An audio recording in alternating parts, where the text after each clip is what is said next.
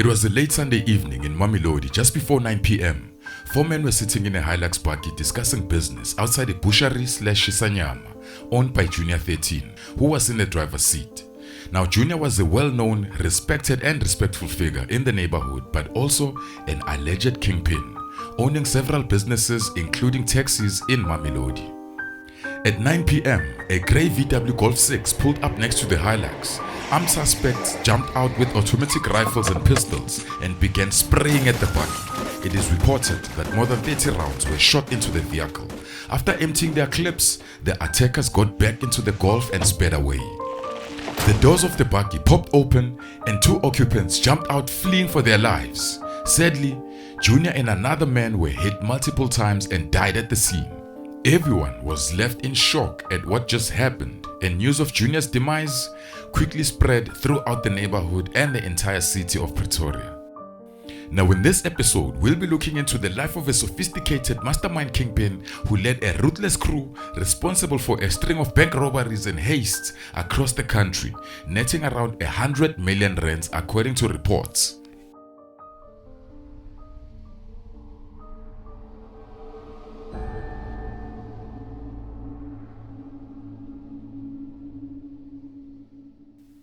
Junior's real name was Monare Ignatius Selokwane. He was born in 1971 and hailed from Mamelodi. Now, those who know him often held him in high regard, seeing him as some kind of Robin Hood. Now, the stories of him looking out for poor people in the community, even buying groceries for those in need. His mother spoke highly of him, even mentioning the fact that he would call her every day at a specific time just to check on them at home.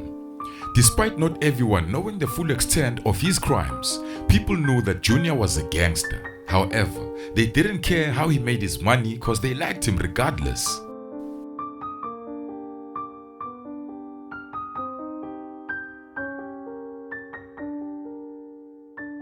In his early days, Junior was involved in hijacking and robbing cigarette trucks, reselling the stolen goods to local businesses at low prices. Later, he ran a syndicate that stole cars, forged the paperwork, and resold them.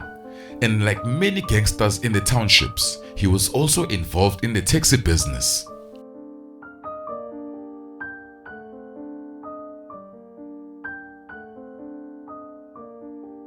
Junior really came into the spotlight when he started participating in bank robberies and heists. He led a ruthless crew that meticulously planned and executed sophisticated robberies across the country, amassing a significant amount of money. Some reports estimate around 60 million, while others suggest up to 100 million rands. Now, one thing was certain: Junior was a successful career criminal who would stop at nothing to get his money. Although he may have been feeding the poor in his community, everyone knew that if you crossed him, he wouldn't hesitate to take you out.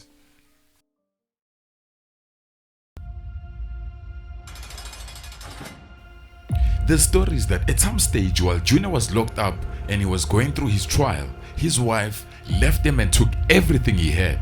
And then when he got out, he had to start from scratch, moving back to his mother's house in Mamelodi. But when he returned to the game, it was said that he was even more determined to make it.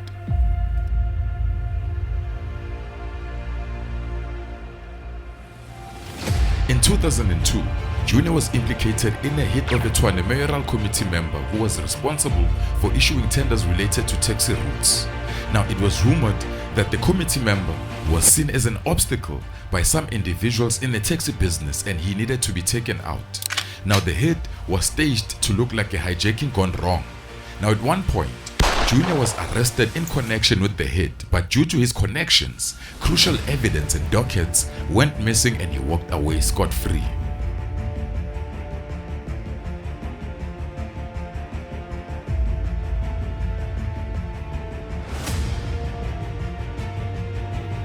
In 2003, a sophisticated bank heist took place in Mpumalanga. Though the details of the crime remain sketchy, allegedly, Junior acquired the bank's blueprints from an insider.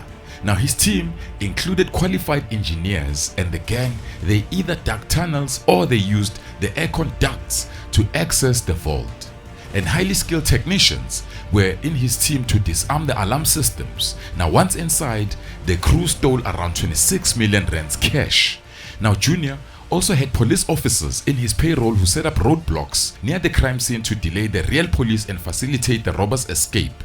Now, shortly after this heist, they also targeted an F&B bank in the Eastern Cape.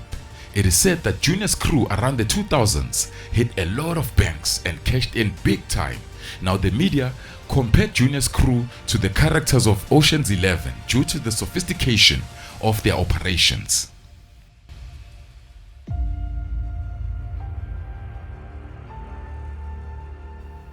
Those who knew Junior said the secret to his success was due to two main factors. He always ensured that he had police officers in his crew, and he regularly changed the members of his gang for different jobs so that no one could fully see or understand his operations.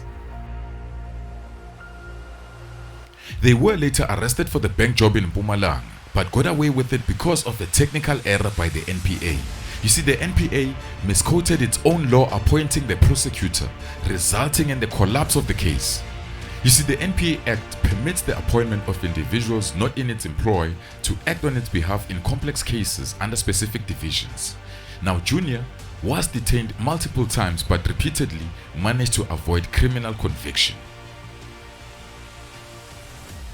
Junior was so successful in the streets, he was known as the first person in his neighborhood to pull up with the brand new Hummer, the bigger ones when they first came out. He owned multiple properties and businesses in the area, including the popular Shisanyama joint.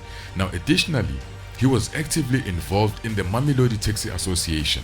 This is during the period when figures like Vusi Keke and certain members of his family held significant influence in the Mamelodi taxi industry. Now, there were reports circulating that Vusi and his family allegedly they were involved in extorting certain businesses and taxis in the neighborhood, and they were known to have security guards who openly carried automatic rifles in public to intimidate people. Now, tragically, Vusi's uncle fell victim to the taxi violence prevalent in Mamelodi, losing his life in 2019. Throughout his time under police radar, Junior is believed to have always been composed during raids at his house as well as during his appearances in court. Now, there was a time when the SIU conducted a raid at his double-story mansion in Kyalami. They seized assets worth at least 6 million rands. Now, Junior wasn't worried at all. He was so calm, it's said that he even offered the police officers tea while they were busy with their job. Now, not long after, all his assets were returned to his house. You see, Junior was a criminal amongst criminals, and at that point, he seemed untouchable.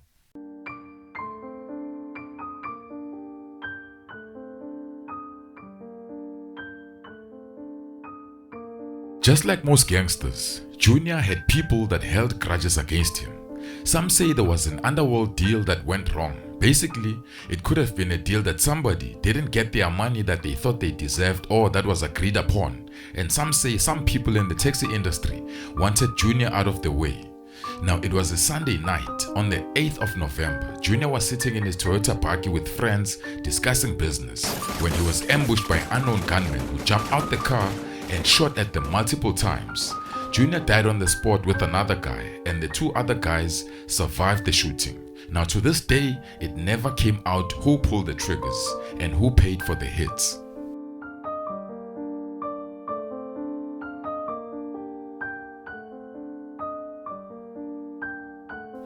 Following Junior's death, there were fears that his funeral would descend into chaos. However, it turned out to be a dignified send-off. Mamelodi and Tshwane came to a standstill as mourners gathered to bid farewell to the alleged mastermind.